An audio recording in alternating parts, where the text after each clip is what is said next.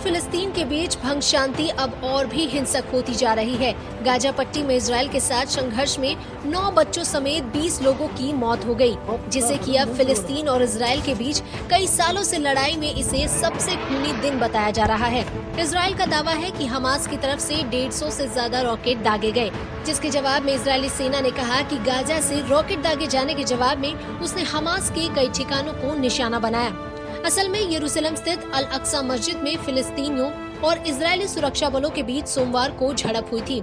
इसमें फिलिस्तीनी प्रदर्शनकारियों के पथराव के जवाब में इजरायली सुरक्षा बलों ने आंसू गैस के गोले और स्टन ग्रेनेड का इस्तेमाल किया, जिसमें दर्जनों प्रदर्शनकारी घायल हो गए। साल 1968 में इजरायल ने यरूशलेम के कई हिस्सों को अपने नियंत्रण में कर लिया था। सोमवार को इस घटना की वर्षगांठ के मौके पर यहूदी नेशनलिस्ट एक मोर्चा निकालने वाले थे। इसी बीच हिंसा भड़क उठी और झड़प में सैकड़ों फिलिस्तीनियों के घायल होने के बाद हमास के चरमपंथी गुटों ने सोमवार रात को यरूशलेम पर रॉकेट से हमला करना शुरू कर दिया। एक रिपोर्ट के मुताबिक इजरायल ने दावा किया कि हमास ने 150 से ज्यादा रॉकेट दागे। इसके जवाब में इजरायल के हवाई हमले में कम से कम 20 लोगों की मौत हो गई। फिलिस्तीनी गुटों के हमले के बाद इजरायल ने प्रतिक्रिया में गाजा पट्टी पर हमला किया।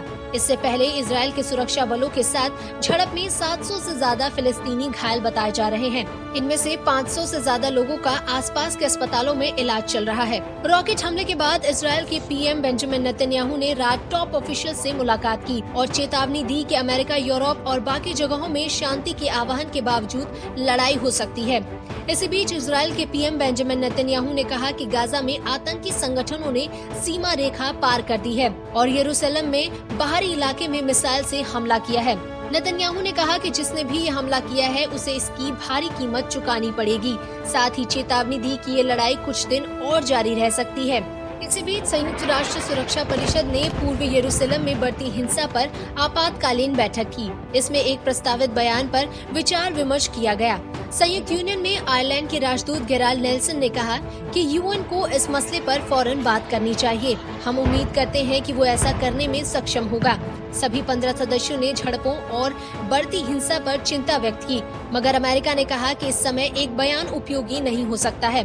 बहरहाल अमेरिका ने परिषद के विशेषज्ञों द्वारा इस बयान पर चर्चा किए जाने पर सहमति जताई। मालूम हो कि पिछले कुछ दिनों में शेख जर्राह, ओल्ड सिटी और हाइफा में फिलिस्तीनियों और इजरायली पुलिस के बीच झड़प जारी है। रिपोर्ट्स के मुताबिक पूर्वी यरूशलेम के शेख जर्राह से फिलिस्तीनी परिवारों को हटाने की योजना सामने आने के बाद फिलिस्तीनियों और सुरक्षा बलों के बीच झड़पें शुरू हो गई थी। यरूशलेम स्थित अल अक्सा मस्जिद इस्लाम के सबसे पवित्र धार्मिक स्थलों में से एक है। यरूशलेम यहूदियों और ईसाइयों के लिए भी धार्मिक रूप से काफी अहमियत रखता है। इजरायल यरूशलेम को अपनी राजधानी के रूप में देखता है, जिसमें यरूशलेम का पूर्वी हिस्सा भी शामिल है। हालांकि इस इलाके पर इजरायल के नियंत्रण को अंतर्राष्ट्रीय मान्यता नहीं मिली है। फिलिस्तीनी चाहते हैं कि वेस्ट बैंक और गाजा में उसके लिए अलग से देश बनाए और उसकी राजधानी पूर्वी यरूशलेम हो।